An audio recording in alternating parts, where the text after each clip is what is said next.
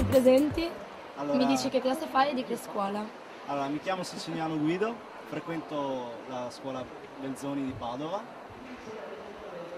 Mi dici la parola che hai scelto tra quelle alle tue spalle? La parola che ho Perché scelto anche? è link, perché secondo me il link vuol dire tante cose, cioè può essere sia positivo che negativo.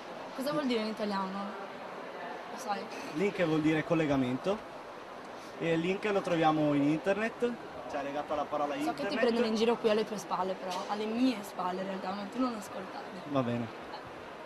E del link cosa posso dire? Che il link può essere sia positivo che negativo, poiché una volta che uno vuole fare una ricerca in internet, apre la pagina e si ritrova ad avere tanti link e quindi a disperdersi nel grande mondo di internet. Quindi la ricerca può risultare più difficile. Oppure magari tu stai navigando e vedi una cosa che ti interessa, vedi un link che non pensavi Sì. di trovare in quella pagina e lo apri E lo e apri trovi qui. una cosa che magari non Esatto. stavi cercando, però, Che però può essere poi ti interessante, interessa. cioè può rientrare nei tuoi interessi. Ok, quindi secondo te comunque è utile? Sì, è utile. Lo usi tu internet? Sì, io lo uso molto, internet. E a scuola lo usate? No, non in particolar modo, ma secondo me è sbagliato perché internet è una grande porta, diciamo, perché con internet puoi fare delle ricerche, insomma, puoi essere collegato in tutto il mondo, è un collegamento fra tutto il mondo. Va bene, allora grazie del tuo pensiero, puoi passare il microfono alla tua destra. Ti presenti, ci dici come ti chiami, che classe e di che istituto.